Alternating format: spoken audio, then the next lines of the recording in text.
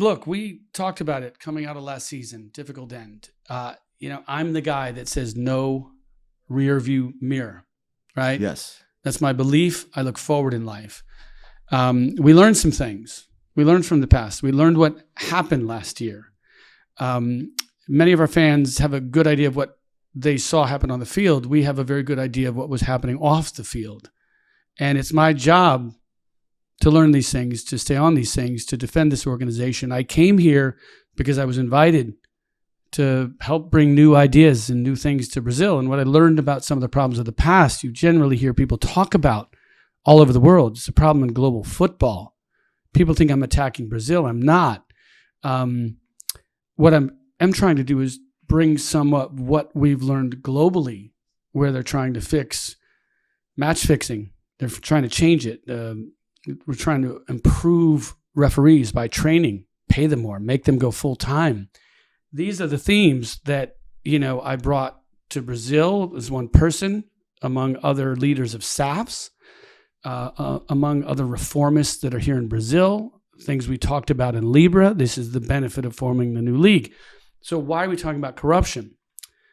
The coach, the players, they're talking about next year. You see, we're ready to go like everybody else. Everybody's getting ready for the new campaign. One of the unfortunate bits of aftermath of my public statements that night, when I went to the sideline of Palmeiras, I already had the evidence of things that happened prior to that game. We have a knowledge of, it's not about referees. It's about a couple of referees, right? We had knowledge of what had happened in some games. We have an eye in the sky that has never before been possible in watching football games. It's machine learning. It's computer vision. We all have the capacity as human beings to watch individual moments and plays.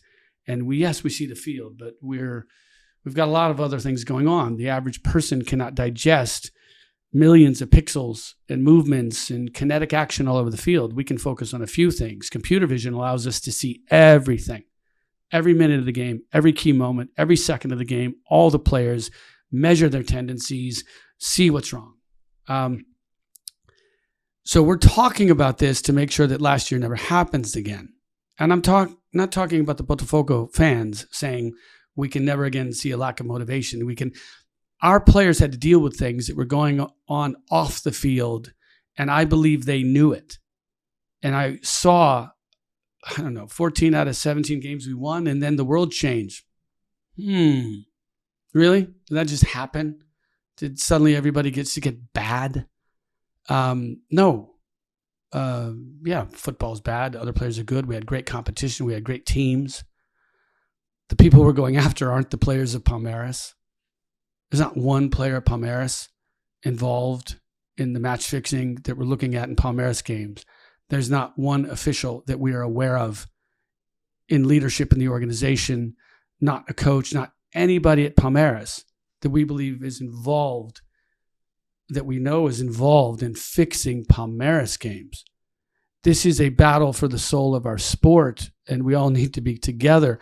There is not one allegation that I've made against Edinaldo, and what was lost in translation from my emotion. You look at the film, I never once said this man is corrupt. I don't know him. I've never met with him.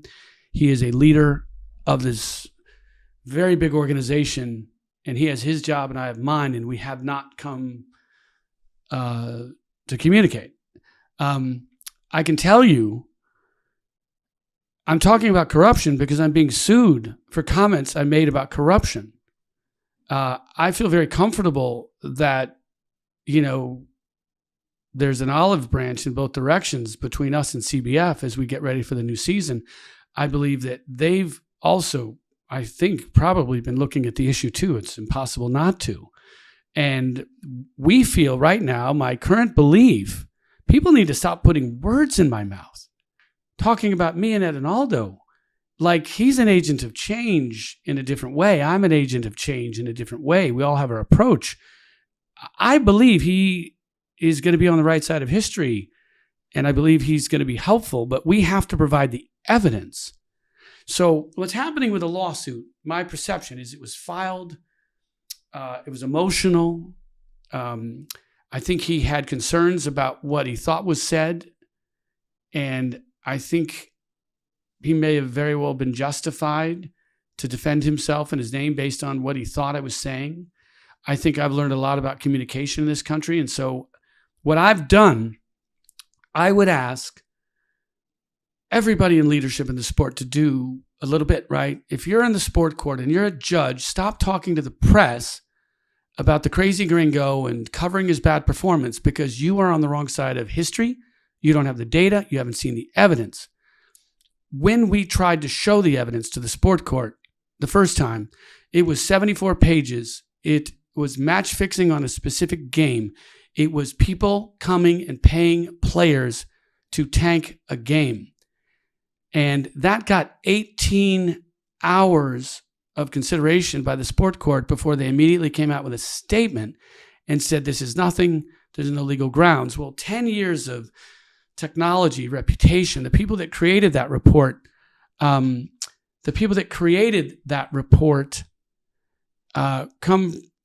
been in Brazil looking at these games for long before we got here. And they were immediately discredited by people that don't want this conversation to say, well, Botafogo hired him, you can't listen to them. Oh my goodness, that's unhelpful for the evolution of our sport. They were here before us. They'll tell you, they have clients that lose money, professional organizations and betting companies and governing bodies and others that want a clean game. They have others that lose money when it's a fixed game. That's why they were here. That's how we met them. That's how we found out about match fixing in 2021, 2022, 2023. I didn't make this stuff up to cover the fact that Adrielson had a highly inappropriate red card that even the sport court came behind afterwards and said, highly inappropriate red card, changed the game, changed the championship. And if I talk about it, people in the press are saying I'm crying. I don't cry. Come at me if you're going to say that. I'm here communicating with information. I'll go on TV, I'll be interviewed, but the jokers that are in positions of power that want to minimize this because of reasons I don't understand. I'm not here to impugn anybody's integrity. Evidence. Look, we're talking about corruption because the lawsuit is still open. If you want me to stop talking about corruption, don't keep an active criminal lawsuit against the leader of an organization in court for months and months and months. It'll be years going into the next season. I was invited to help build the sport, but I'm in court defending my desire to push reforms in this sport. So I do think that lawsuit's going to go away because I know the people that filed it seem to be agents of change in their own way, making a lot of progress on these issues separate from us. I don't think that's a fight that's going to last long. I think we're going to be fine with the CBF. So let me talk about everybody else. Globo. When I give you a direct quote and I ask to be recorded and I put it there, if you are not trying to manipulate my language, then why do you wrap it in an article about a lot of other nonsense that I'm not talking about? I have never once said that I have a referee on tape involved in match fixing a game in Serie A or related to Botafogo in Serie A or Serie B. That's never been said. So the incredible lack of direct communication that happens here by a major media company, I'm not going to allege what their agenda is. I'm learning down here. But why would Globo take the straight audio tape of my comments yesterday with a trusted reporter who maybe was in a fight with his editors? I don't know. And the article I read today is an incredibly misleading mischaracterization of what I said. They have the tape, translate it, put it in Portuguese. I gave them permission. What I read this morning, the referee tape, to clarify.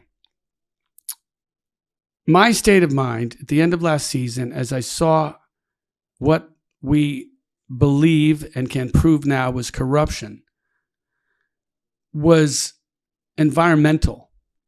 I was given a recording by an official connected with CBF. It was validated, authenticated. It was told to me by credible authorities here, not journalists, not agents, that it was also in the hands of the police, that it had been in the hands of governing bodies for a year. And it was a lower division. It's a game that is known to us. There's a coach, there's a team, there are people that we have authenticated.